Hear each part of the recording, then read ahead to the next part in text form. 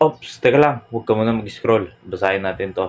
In Proverbs chapter 8, verse 10 to 11, sabi dito, receive my instruction and not silver, and knowledge rather than choice of gold. Verse 11, for wisdom is better than rubies, and all the things that may be desired are not to be compared to it. Ang ganda, di ba? Hindi daw matutumbasan ng kahit na anong halaga ang karunungan at kaalaman na nagmumula sa Diyos. Alam naman natin, ang may akda nito ay si Solomon. Siya na yung pinakamatalinong nabuhay sa mundo. At alam nyo, nung pinapili si Solomon ng Diyos kung ano ang gusto niya, mas pinili pa rin ni Solomon ang wisdom kaysa sa mga material at mga pera na bagay. 2 Chronicles chapter 1 verse 12, wisdom and knowledge is granted unto thee, and I will give thee riches and wealth and honor, such as none of the kings have had that have been before thee, neither shall there any after thee have the like. Wisdom and knowledge lang ang gusto ni Solomon. Pero sabi ng Panginoon, wisdom and knowledge is granted unto thee.